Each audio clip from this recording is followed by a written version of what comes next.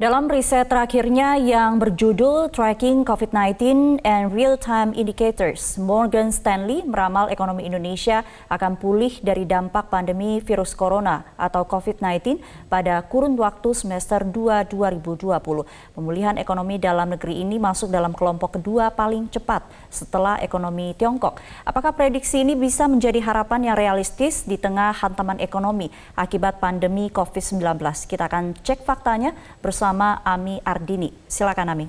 Ya, terima kasih Sumi dan pemirsa. Pertama kita akan lihat dulu seperti apa hasil riset dari Morgan Stanley ini yang kurang lebih ini hampir sama dengan riset mereka sebelumnya yang berjudul Which Economy Emerged First on the Path to Recovery. Kita lihat seperti apa dalam riset ini mereka membagi negara-negara Asia selain Jepang dalam 4 kelompok.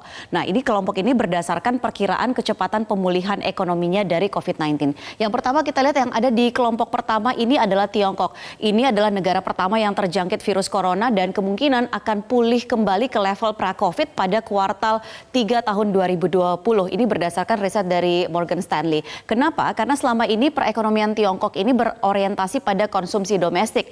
Kita tahu jumlah penduduknya adalah yang terbesar di dunia. Kemudian juga di sana pengendalian penularan COVID-19 ini bisa dikatakan telah tertangani dengan baik. Lalu juga dari sisi ekonomi ada sisi penawaran yang telah pulih sebelum sisi permintaan dan juga sektor produksi yang telah pulih sebelum sektor jasa.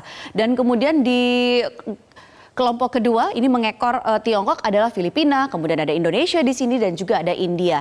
Kenapa? Karena ketiga negara ini dipandang memiliki paparan yang lebih rendah terhadap dampak resesi global. Karena sejatinya perekonomian ketiga negara ini sama seperti dengan halnya Tiongkok, yaitu ditopang oleh permintaan domestik. Selain itu juga pertumbuhan struktural ini relatif tinggi. Lalu kemudian di kelompok ketiga ini ada Korea Selatan dan juga Taiwan. Kedua negara ini perekonomiannya cenderung bertumpu pada ekspor sehingga memiliki eksposur yang cukup besar ke pelemahan permintaan dan resesi global. Namun kebijakan yang selama ini ditempuh untuk menangani wabah COVID-19 ini dinilai cukup efektif dan juga dibarengi dengan perbaikan indikator-indikator permintaan domestik dan juga perekonomian. Berikutnya yang terakhir adalah di kelompok keempat. Di sini ada Thailand, kemudian ada Malaysia, ada Hong Kong dan Singapura. Keempat negara ini yang dianggap paling lambat untuk pulih karena terkena pukulan ganda. Pukulan pertama ini datang dari pelemahan permintaan global karena negara-negara ini adalah orientasinya ekspor.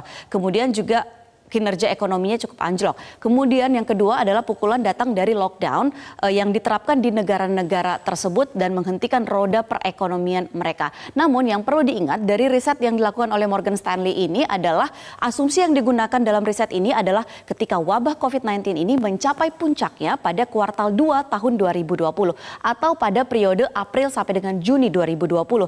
Jika puncak pandemi ini tidak terjadi di kuartal kedua, maka grup 2 atau yang berisikan Filipina, kemudian Indonesia dan juga India ini akan menjadi atau melorot paling lambat. Nah, akan menjadi kelompok keempat. Nah, kembali ke pertanyaan awal adalah seberapa besar peluang riset ini benar-benar terjadi untuk Indonesia? Jawabannya adalah sebenarnya cukup besar meskipun ini juga sangatlah berat di lain sisi. Karena kalau kita lihat hitung-hitungan di atas kertas, perekonomian Indonesia ini memang bertumpu lebih dari 50% konsumsi rumah tangga alias permintaan domestik. Namun kalau kita lihat lagi sepanjang kuartal pertama tahun 2020, indikator-indikator strategis ekonomi kita ini tidak begitu menggembirakan. Kita lihat data dari kuartal 1 tahun 2020 perekonomian Indonesia. Ini kalau kita lihat bahwa inflasi Januari sampai dengan Mei 2020 ini ada di level 0,90%. Kemudian pertumbuhan ekonomi ini kalau misalnya baseline-nya selama ini adalah di 5% lebih di situasi normal. Saat ini di triwulan pertama 2020 ini hanya ada di angka 2,97%. Lalu kemudian di kuartal kedua bahkan diperkirakan pertumbuhan ekonomi Indonesia akan minus 3 sampai dengan 4%. Lalu kemudian kalau kita lihat konsumsi ini 2,7% saja tumbuhnya yang dari biasanya cuma sekitar 5%. Lalu investasi juga hanya 1,7%, ini melorot tajam. Lalu kalau kita lihat lagi yang sebenarnya agak lebih baik adalah di nilai ekspor yang kalau kita lihat di sini 12,193,3 juta US dollar. Ini tumbuh sebesar 0,2%, relatif lebih tinggi kalau dibanding dengan periode yang sama dengan tahun lalu. Karena itu kalau kita lihat bahwa kalangan ekonom dan juga pemerintah melihat perlu ada pendekatan baru untuk bisa rebound dari dampak COVID-19 ini. Termasuk diantaranya kalau kita lihat sektor-sektor mana saja yang bisa bertahan dan seharusnya dijadikan fokus untuk menopang perekonomian Indonesia untuk kembali pulih dari dampak COVID-19. Kita lihat berikutnya. Ya, ini kita lihat sektor-sektor apa saja yang sepertinya akan menjadi andalan untuk menghadapi pandemi COVID-19. Yang pertama adalah tentu saja ada industri alat kesehatan dan juga farmasi di situ. Ini adalah sektor yang menjadi perhatian saat ini. Lalu kemudian ini ternyata ada industri pengalengan ikan.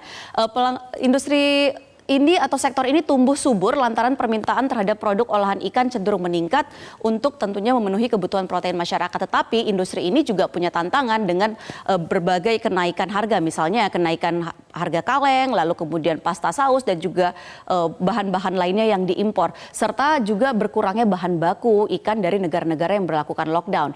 Lalu berikutnya ada industri pengolahan. Ini yang menarik adalah ketika industri pengolahan ini ternyata cukup bisa bertahan. Bahkan kinerja pengapalan di sektor manufaktur nasional pada 3 bulan pertama tahun ini justru meningkat sampai dengan 10,11% kalau kita banding year on year atau periode yang sama tahun lalu. Sepanjang triwulan 1 2020 bahkan ekspor dari industri pengolahan ini sudah menembus angka 32,99 miliar US dollar. Nah, selanjutnya kita lihat juga adalah yang diharapkan cukup berkontribusi untuk pemulihan ekonomi Indonesia ini adalah pariwisata. Nah, industri pariwisata ini kan kita tahu dia adalah yang paling terpukul dari dampak pandemi COVID-19 ini dan banyak sekali merumahkan pekerjanya.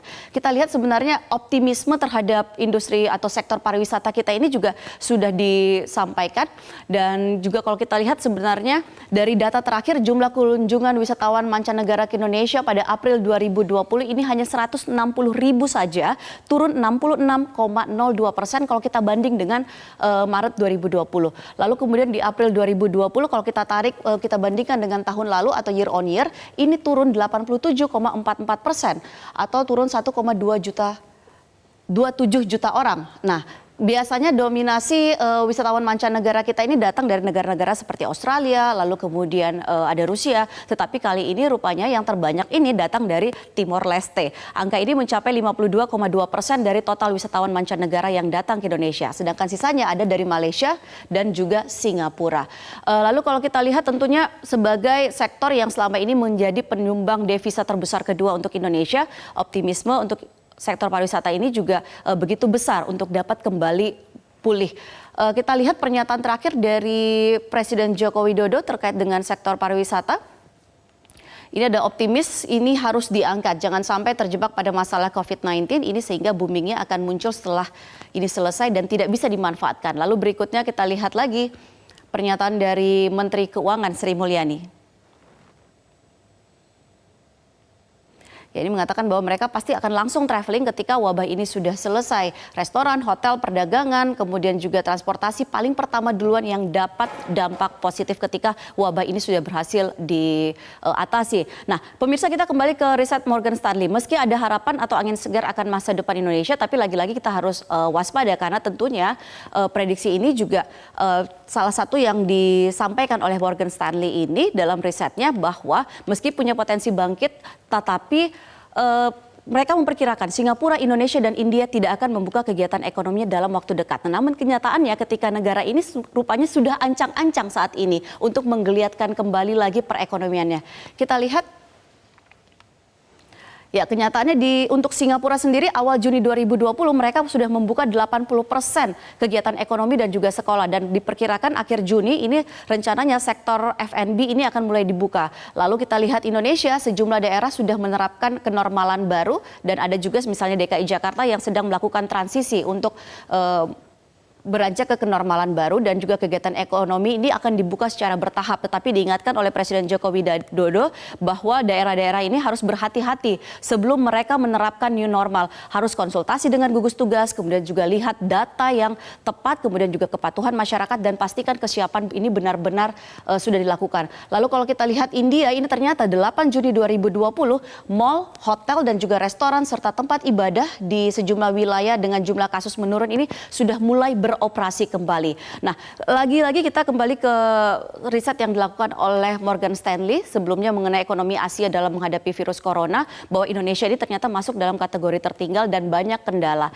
Jadi peringkat yang disematkan ini pun juga tentunya bisa jadi tidak terwujud seperti itu. Nah, potensi ini ada, tetapi ada yang harus diperhatikan seperti itu. Ada 3 faktor yang diminta untuk Morgan Stanley untuk diperhatikan. Kita lihat berikutnya. Ya, ini dia. Yang pertama adalah seperti apa keterpaparan perekonomian negara tersebut terhadap resesi global. Kemudian juga yang paling penting adalah respon institusional dan konsekuensi permintaan domestik. Lalu yang tidak kalah pentingnya adalah ruang dan kemauan untuk melakukan pelonggaran kebijakan. Nah, ini dia yang menjadi faktor yang disampaikan oleh Morgan Stanley akan menjadi penentu kebangkitan ekonomi dari pandemi COVID-19. Dan tentunya kita mengetahui bahwa meski punya potensi, tetapi ini juga bisa jadi akan menjadi bumerang untuk negara-negara tersebut kalau saja mereka sampai mengabaikan sejumlah data ataupun juga sejumlah faktor-faktor penting penentu lainnya. Dan pemirsa, demikian yang bisa saya sampaikan dalam fact check kali ini. Kita kembali ke Sumiyang. Silahkan. Baik, terima kasih Ami Ardini untuk pemaparannya.